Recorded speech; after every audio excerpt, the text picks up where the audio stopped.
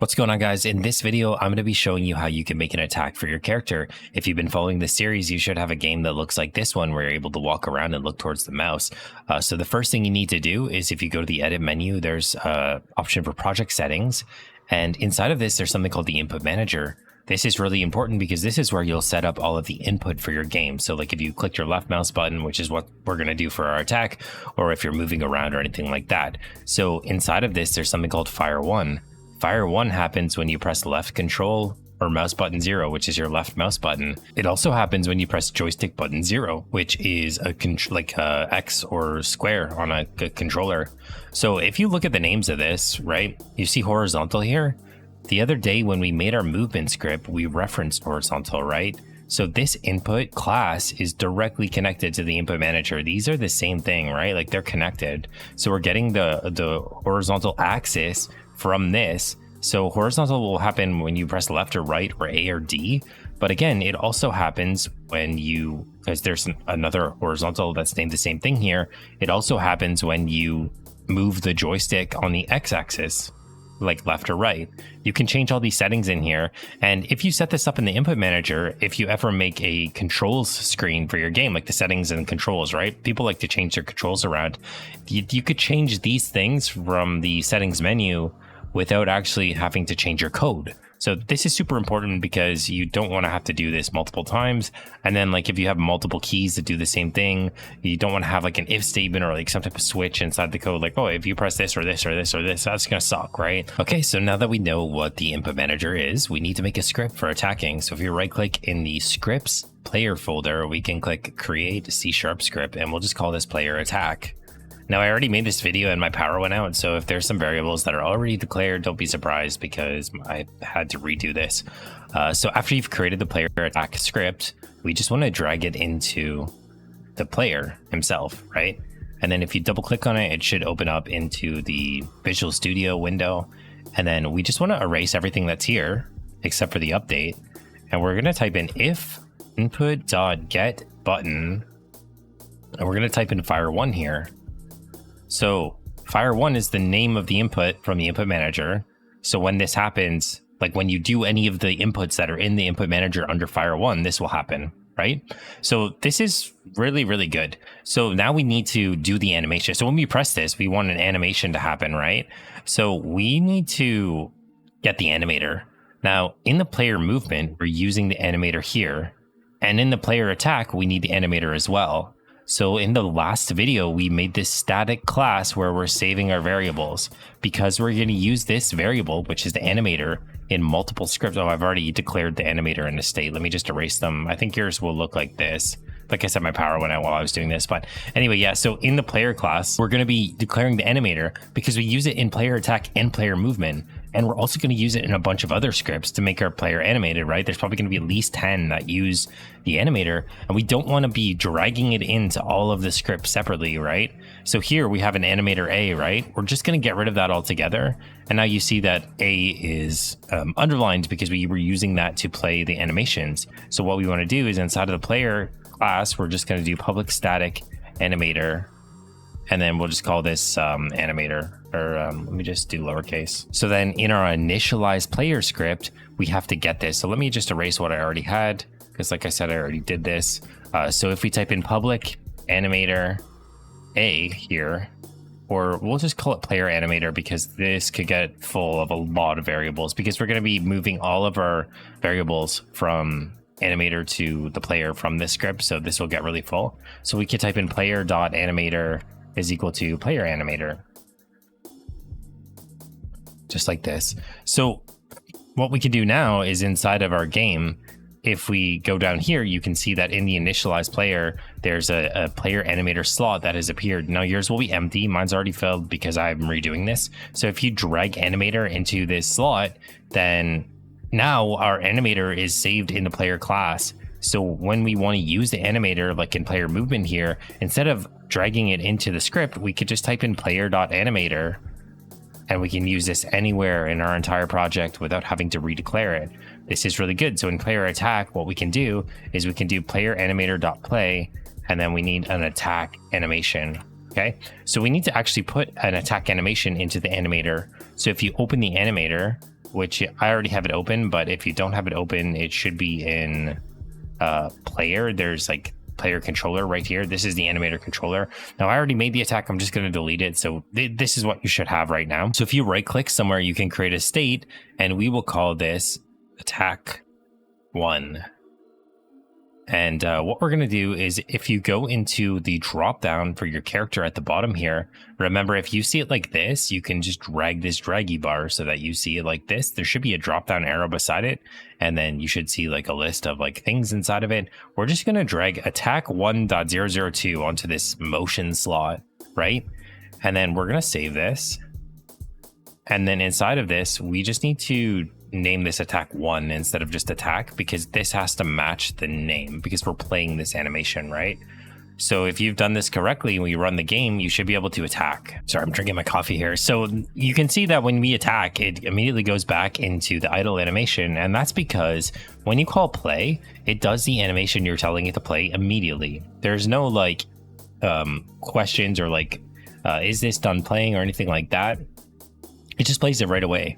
So if we go to the player movement, look, if horizontal is 0, it's not 0, and vertical is not 0. So if you're standing still, it will play idle. We don't really want that.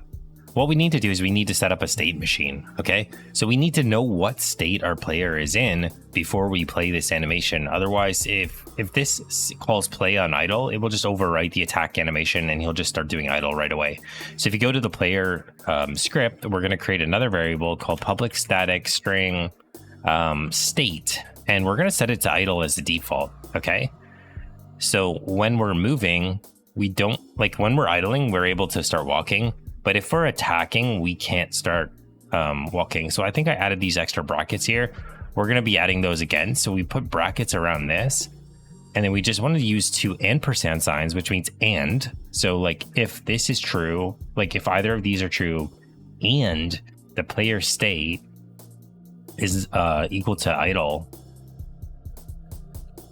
then we're going to play walking.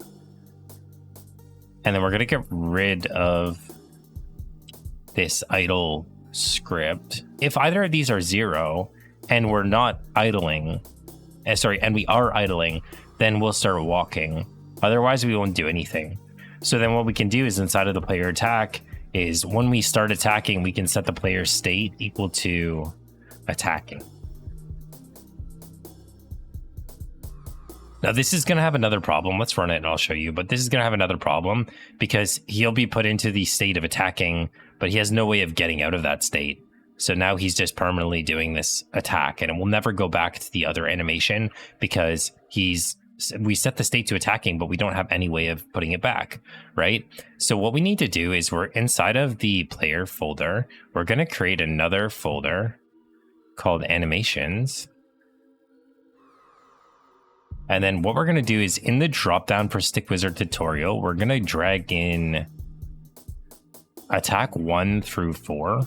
So attack 1, 2, 3, and 4. Let's press Control C and paste them into animations.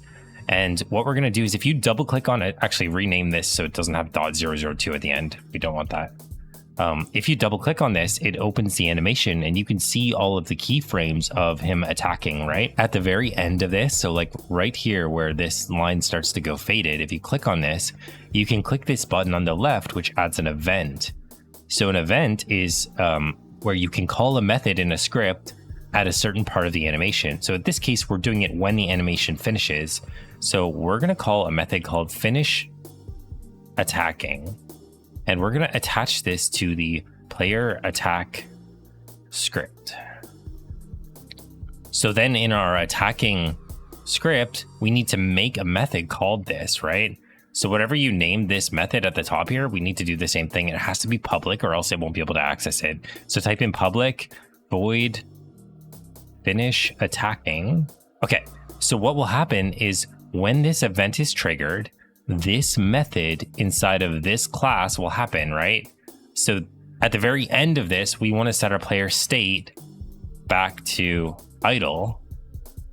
And we also want to play the idle animation, right? So let's put that here and we can just type in idle. So when he's done doing his attack, he'll go back to idling.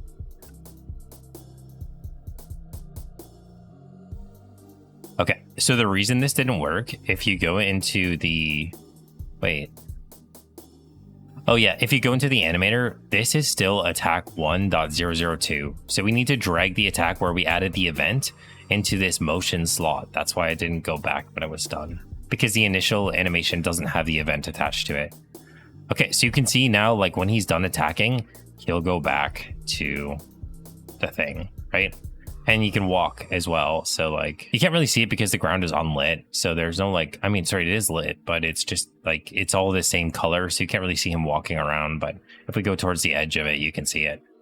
Okay, so this is great. So now he has one attack, but we don't want him to just have one attack because that's boring. So let's press Control V a bunch of times, like Control C, Control V a bunch of times. So 3 times, so that we have 3 more attacks. And we need to, it's important that how you name these, because we're going to be randoming between them. So this is attack 2, this is attack 3, and this is attack 4. So then inside of the animations for the attacks, we need to do the same thing. So if we click at the very last frame, we can click to add an event, and we can type in finish attacking. And again, we're going to attach it to the player attack script.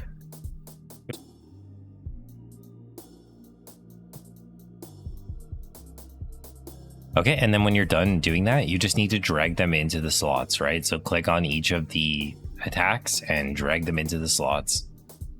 So now there's 4 possible attacks, but he's still only doing the 1 attack. So if we go back to the script here, when we press fire 1, which is the left mouse button, he only does attack 1. Well, we want his attack to be random. So let's get a random number. So we'll do string attack number is equal to random range, and we'll do from 0 to 5 dot to string.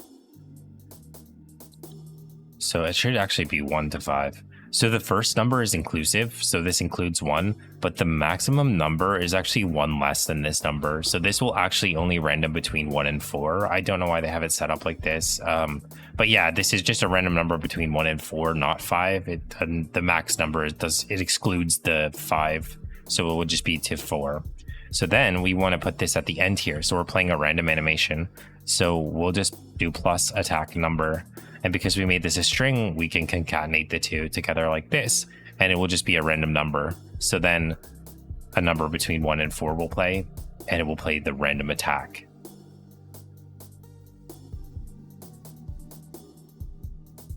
So let's click play and let's see what happens.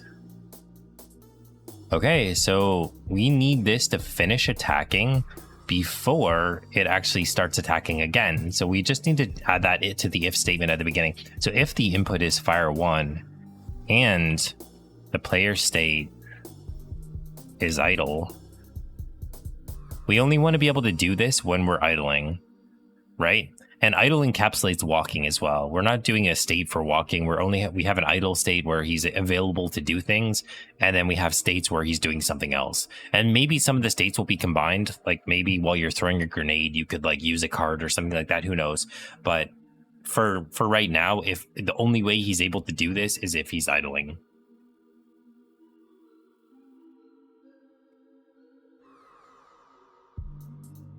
Okay, so now you can see he's doing the different animations, and I'm just holding down the mouse button. Okay, so there's some things we have to change to make this work. So the first thing we're going to do inside of the movement script is we're going to change it so that it's actually using the speed. Okay, so what we're going to do is player.animator.setFloat, and then we have a variable called speed, and we're going to set it to 1. So if we're not moving, then the speed is 1, and otherwise the speed is going to be 0.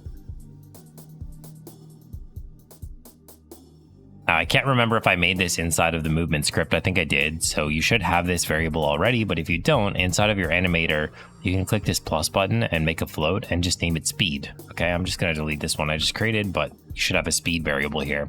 So then what we can do is if we right click idle, we can make a transition to walk and make a transition back from walk to idle. And inside of the transition, we're going to turn off the exit time.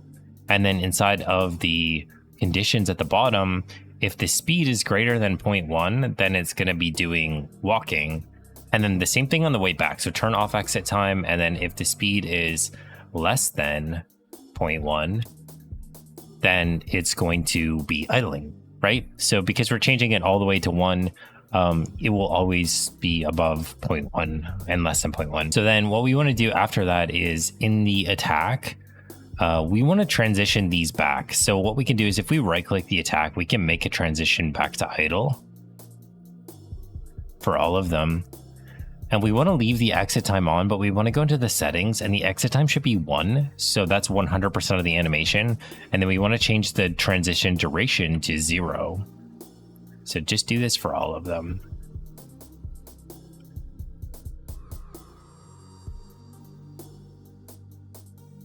Perfect. And then inside of the finished attacking script, we just need to set the state to idle. We don't actually need to play idle because it will automatically go back to idling when this finishes. So when each of these finishes is doing the attack, like when it actually finishes, it will transition back to idle. So let's just see if this is working. Okay, so you can see while I'm holding the attack button, it's doing random attacks between the 4 attacks that we have.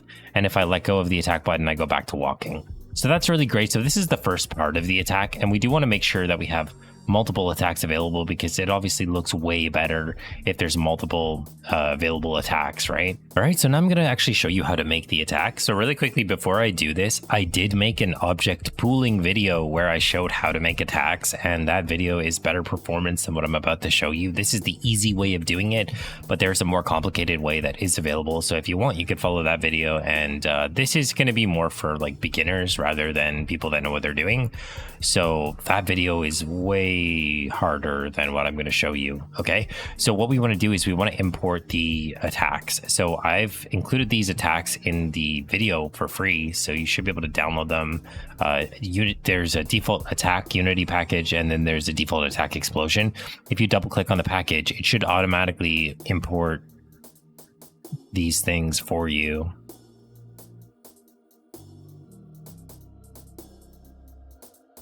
Right, and this probably messed up your folder hierarchy, so feel free to reorganize however you want. Again, this is a tutorial series, so you should be making yours as clean as you possibly can.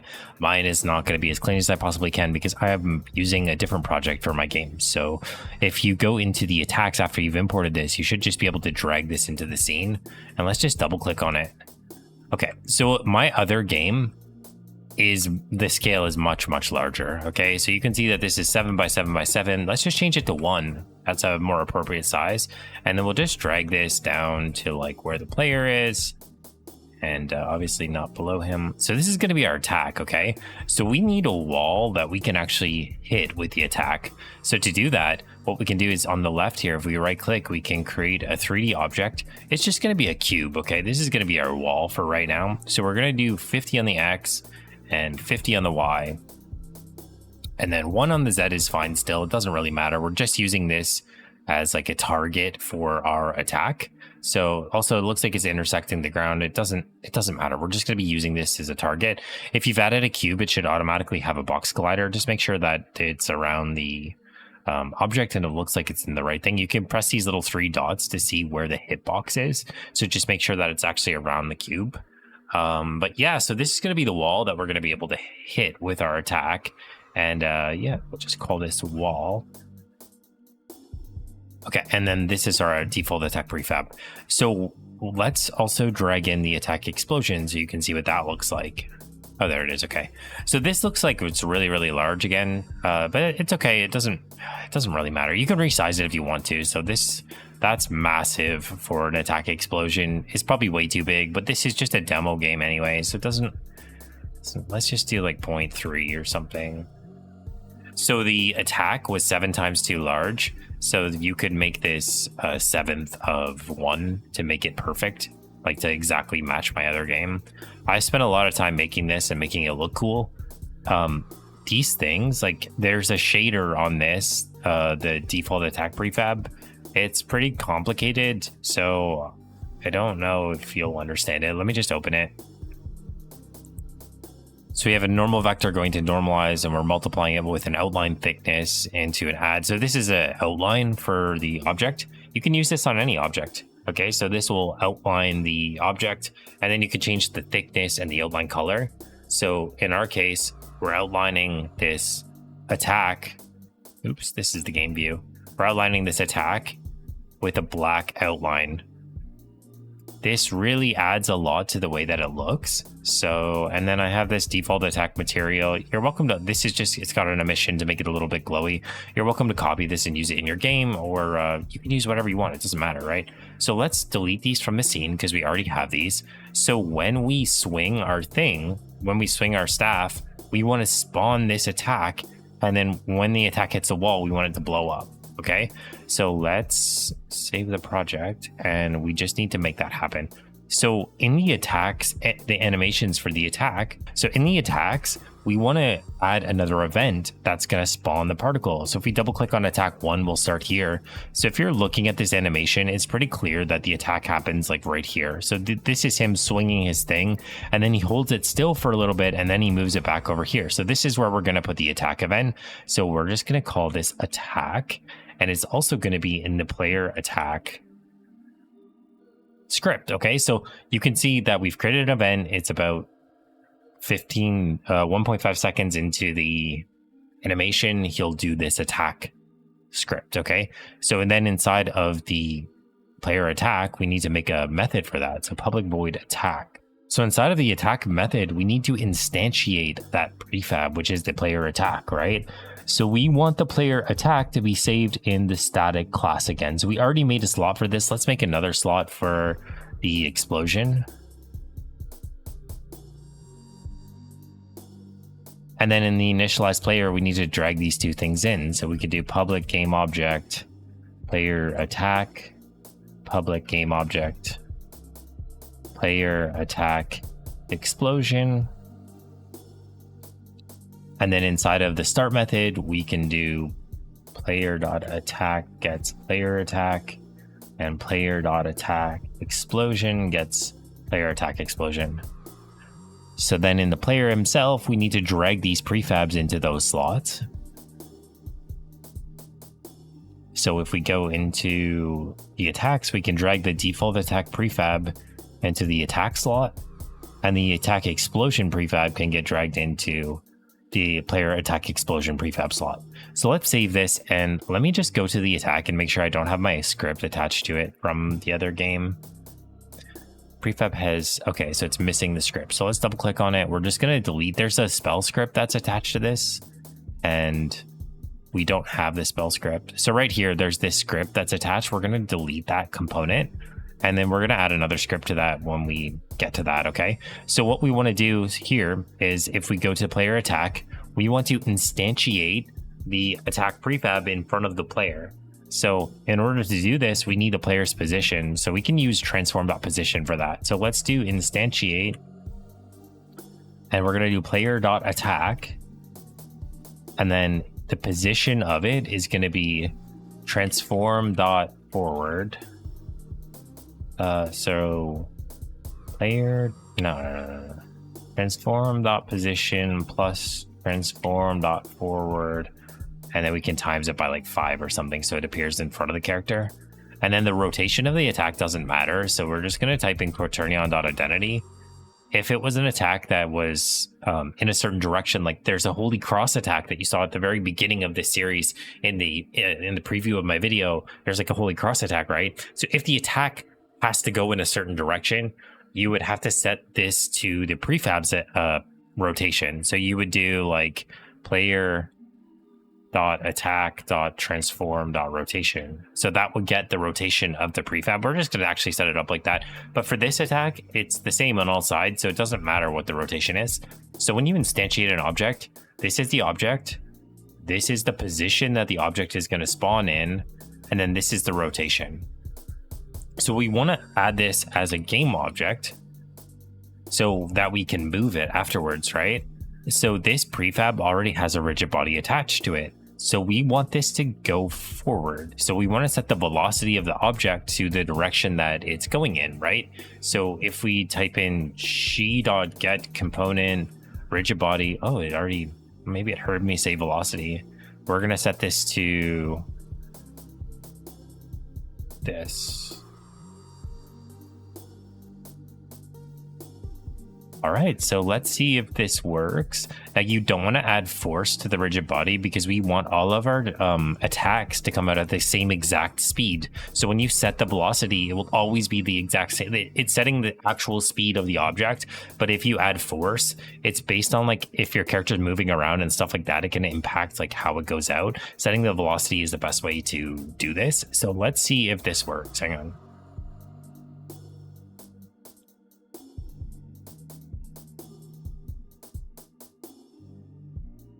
So we'll only do it on attack 1. Oh, there it is.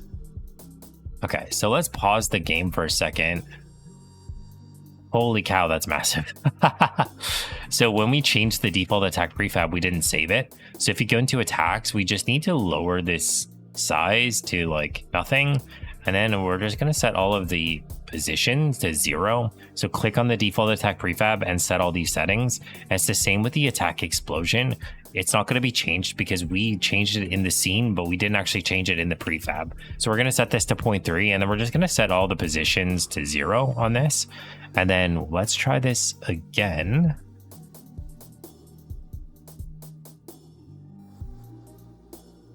Okay, so and again, it will only do it on the 1 because we haven't set it for all of them, right? So...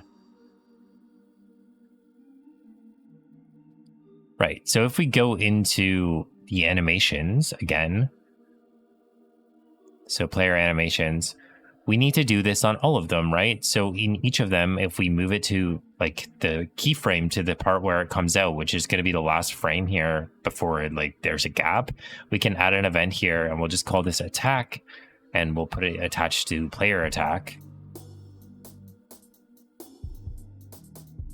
And again, we just need to do this for all of them, right? So this one will be probably here. Oops.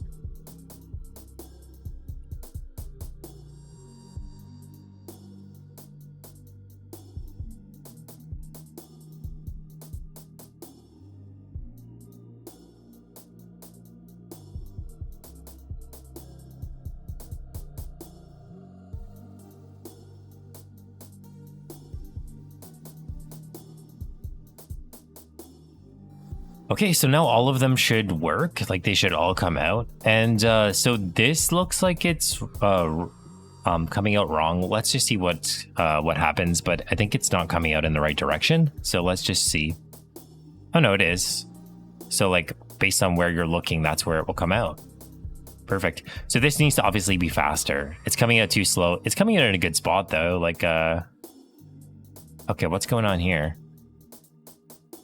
Okay, so let's just do transform.forward for the...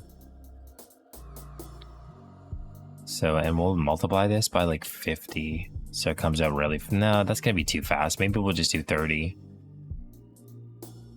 We were using the position plus the forward, which means that based on where he is in world position, that's why it was going in the same direction. So if you move down and right, it would go right. And if you move up and left, you just have to use forward. But when you do this part, you do need to take the transform the position into account. So let's see if this works. Oh, and then the other thing is that these are going to sit around idling forever. So let's just deal with that right now. So we'll just do GameObject.destroy G. And we want to destroy it after like 10 seconds. Now, this isn't going to last 10 seconds, so when it hits the wall, it's going to blow up. But if you shoot an attack and it goes in outer space, we want it to delete itself after a certain period of time. And maybe 10 seconds is too long because it should hit a wall by that 10 seconds. So maybe 5 seconds will be better, but we want to make sure it makes it to the wall. And like I said, this will probably not get called because when it hits the wall, we're going to do on collision enter to make it blow up when it hits the wall. So let's hit play again. And yeah, so now you can see when we move around, it still works. So we still want this to be significantly faster than that. So instead of, oh, the hell?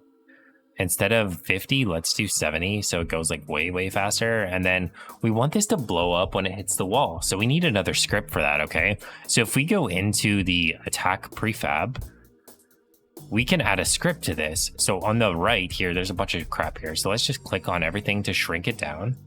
let's add a component. It's going to be a new script, and I call this the spell script. Okay, you can call it whatever you want to. It doesn't matter. So if you click on it, it put it in the assets folder, right? So just make sure you drag it into the scripts folder or whatever folder you want to. Like I said, make sure you're organizing this how you want to organize it. If you don't organize it, like I said earlier, you will have problems later when all of your stuff is everywhere. You can't find your assets. But yeah, so we're gonna, inside of the spell script, because this is attached to this, what we want to do is when it collides with something, so if you type in on collision enter, it should autocomplete. So when it collides with something, we want to spawn the explosion. So we're going to instantiate, and it's going to be the explosion. So player dot attack explosion, and then the position doesn't matter. So we're just going to do the position that it is. So transform dot position, and then quaternion on dot identity, because it's the same in all directions again. So we just want this to appear and blow up wherever it is. And then at the same time we're instantiating it, we're going to destroy it. So we can call destroy. And then we're going to destroy it after 3 seconds. So in this code, we're instantiating the game object, and we're using that as a parameter for the destroy function. And this is the amount of time before it will destroy itself. So because this only plays once anyway. So the attack explosion, it's a particle system that's a burst, and it only plays once. It's not looping. So it will only appear once, but after it's done appearing, we want to delete the game object, because if you don't, you'll get a bunch of game objects in your hierarchy that are just sitting there indefinitely. And if you get too many of them, it will lag your game. So this should make it explode when it hits the wall. Let's see. Okay, and after it explodes, we actually want to delete the game object. So we'll do game object dot destroy. We could just type in game object here. So when you just type in game object, this gets the game object that the script is attached to. So because this is attached to the attack, it will destroy the game object, and it's going to instantiate its explosion before it does that, but then it will destroy the game object itself. So when it hits the wall, it won't just like bounce it while it makes the explosion. It will disappear. So let's see that.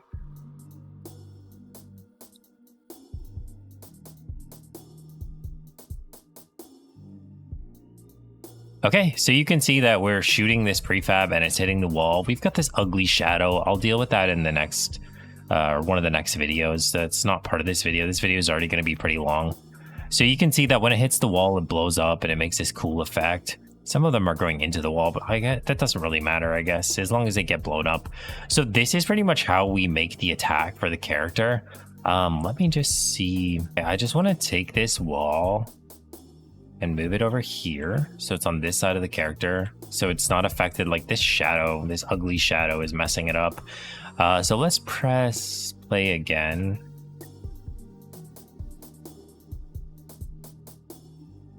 Yeah, see, this is what it will look like in the actual game, and you'll be able to see it pretty much every time. For some reason, some of them are blowing up inside of the wall. You can make the particles collide with the wall, and that will probably fix that. So if you go into the actual explosion itself, you could turn on collisions and make it collide with the wall so that they bounce off the wall, because they don't have colliders on them, so they're going inside of the wall because they don't care about the wall. So the other thing you could do is you could make the radius of this attack bigger so that it collides sooner, so that it will blow up outside of the wall. But anyway, yeah, that's pretty much going to be it for the video for today. Like I said, this is already pretty long, and I could go on forever talking about this stuff. But I hope you guys enjoyed the video, and I will hopefully see you in the next one.